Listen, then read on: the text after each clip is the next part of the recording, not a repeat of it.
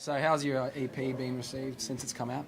Really well, actually, surprisingly positive. I didn't realise like kind of how much people were still digging the old kind of 70s disco mixed with the rock kind of vibe. But no, really well. It's doing really well in the UK and the US particularly, actually. But yeah, we'll see how it goes. It's still early days. Was that UK and US support, was that a surprise to come so soon after the release of the record? Yeah, it was. I kind of saw it coming though. The last couple of singles that we released got a lot of SoundCloud buzz and things like that over in the UK and US. And I thought maybe the EP would do kind of a bit better over there than it will here. But having said that, it's pretty even all around right now, so it's looking good. So yeah.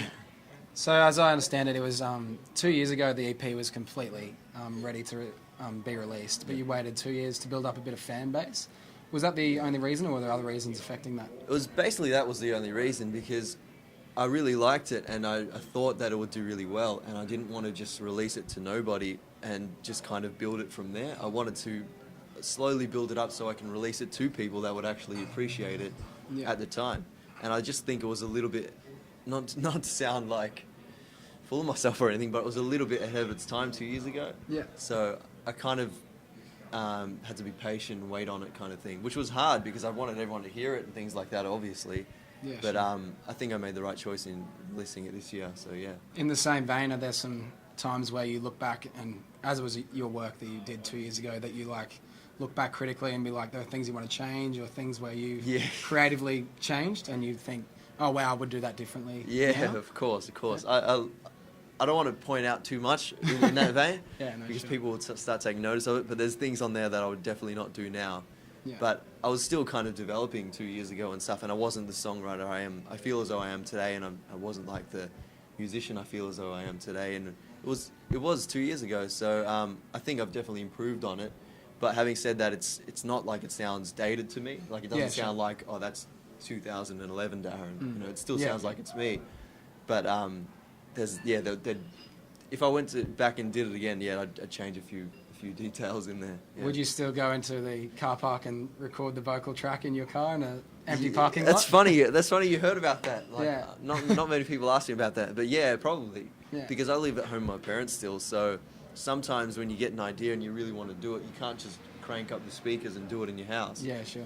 So, yeah, for people watching that don't know, I did the vocal take to one of my songs in a car park with a laptop and a portable mic at about 2:30 in the morning, because that's the only place I could go. I just took my car for a drive and just sat in a car park and did the whole vocal for the song Off Time, so yeah. Oh, so I was going to ask what it was for Off Time. Yeah, it was for Off Time, yeah. Because a couple of people, in the blog, you stated that you wondered whether listeners would be able to find out which song it was. Yeah. I found myself this morning just like going through the tracks, and I still couldn't work it out. Yeah, you can't tell, because the way I record my vocal isn't, I didn't do the whole thing in a professional studio kind of way, so all the vocal takes come across as a little bit like edgy. They're not so polished kind of thing, so you won't be able to tell. Yeah, no, I had no idea. Yeah.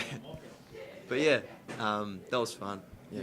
So you say your influences are sort of like, an eclectic range of all sorts of different genres. Yeah. Prince being one of them, and 70s sort of music. Does this come, a weird question, but I assume that your parents would have like an awesome record collection. Is that the case? That's the sort of vibe I get from you. Sometimes. My dad is really into music, but he never played music.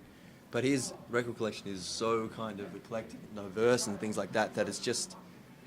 One day it'll be like something I'd like the Isley Brothers or Earth, Wind, Fire. Another day it'll be like some cheesy as like Bon Jovi or something like that. So it doesn't like necessarily influence directly into what I listen to, but some stuff did. My dad used to play all the early Queen kind of records. When I was growing up in the 90s, so that kind of influenced me into that rock kind of funk sound, particularly with like their greatest hits have that kind of vibe. Yeah, you can definitely hear Brian May's sort of influence for sure. Especially in the guitar work. Yeah.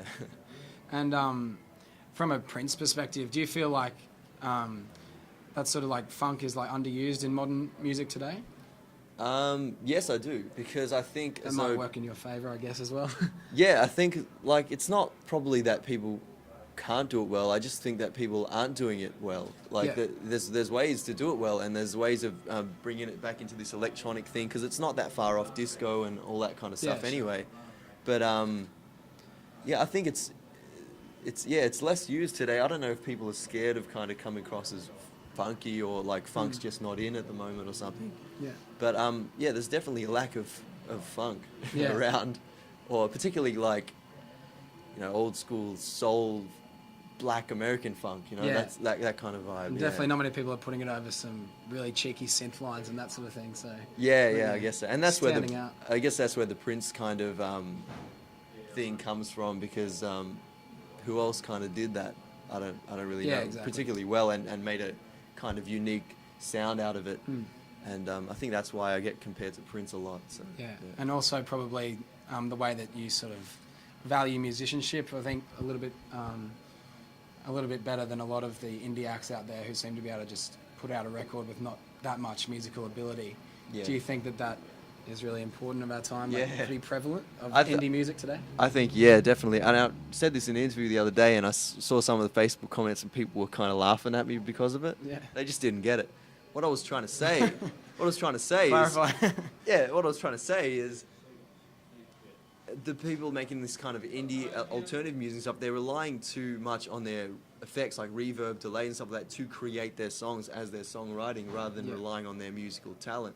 Yeah, right. So it doesn't come across in their songs that they are good musicians. They might be, but it doesn't come across. And I don't feel as though anyone's putting impressive playing back into the scope, particularly in popular music. So Yeah. that's kind of where I wanted to go with it. Yeah. And I'm not bagging indie music, because obviously No. I am an indie artist, but like, I don't feel as though anyone else is really impressing me, really. Yeah. They're not impressing me, so I don't know if anyone else feels the same. So. Yeah, fair enough. Onto your guitar skills. How long have you been playing electric guitar? Probably about 5 years now, I think. And are you self-taught? Or? Yeah, self-taught. I started with drums, actually. Yeah. I started in school playing drums, and I had a teacher for that, and that was the only kind of music lessons I ever had. Oh, right, okay. And then I kind of wanted to go into electric guitars, wanted to go into more melodic instruments and things like that, so I learnt keyboard and guitar and bass and all that sort of stuff around that. And Yeah, sure. yeah, I haven't kind of looked back on any other instruments. So I think guitar's my main. Do you remember the first song you learnt on guitar? It's a tough question, but I always remember mine. I don't know why.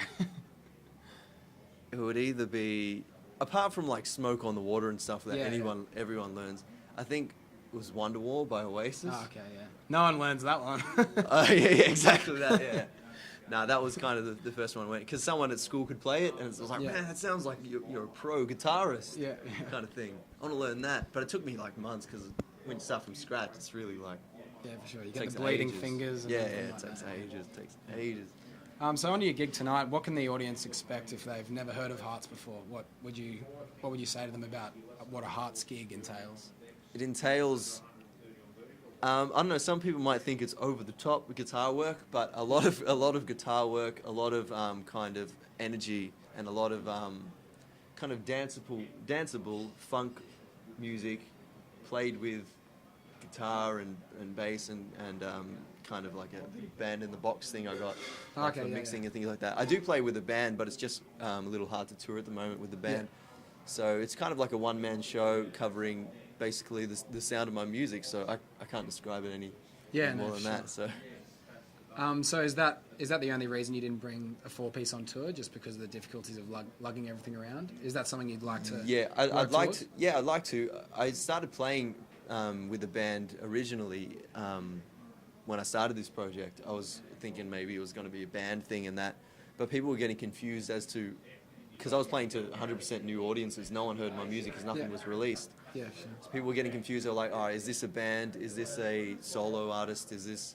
And it sounded really rock actually. So it's like, "Is this a rock band?" I didn't get their music kind of thing. It wasn't coming across Okay. until I started doing these solo performances, and then people straight away recognise, all right, it's one guy. He's playing all the instruments, and the music sounds like that.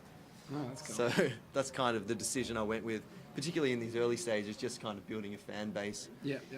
But hopefully within the next year and stuff like that, I'll start doing more artistic band type Yeah, gigs. for sure. So at the moment, you've got your five tracks released on the Off Time EP. Yeah. How long is your set time tonight, and does it accommodate a longer set, and do you fill that with covers or just extended guitar solos of each song? Or how does that work? I think this tour is really 30 to 40 minute set, so it's pretty standard. But the EP does cover it. There's a couple of new ones that I'll be playing, cool. Unreleased stuff. But I got a lot of material, so it's not like I'd kind of run out and have to rely on a cover kind of thing. Because, as I said, I've been writing for about 2 years now. So I do have material. It's just that the set times don't kind of accommodate for it at the moment. But hopefully if you catch me at a longer set later in the year, then I'll play some more stuff for you. Saving it maybe for an LP release in the near future? Yeah, I think so. I'm just kind of still working out the direction on how I'm going to go past this EP and things like that. So awesome. Yeah. We normally finish these interviews off with a few quick fire questions. So cool. A little bit random. So Beatles or Rolling Stones?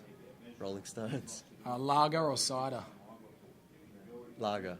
Are you an Office fan, and if so, UK or US? US, definitely. I'm a massive US fan. What's the first record you ever bought? Ever bought would have to be the Bee Gees' Tragedy, because I loved that song as a kid. Or the first record I ever liked was the Greatest Hits of Queen. Okay. Thanks so much for chatting with us. That's cool, thanks. A nice T-shirt, man. We wore the same colour. How fun is that? Damn it, should have phoned ahead. Yeah.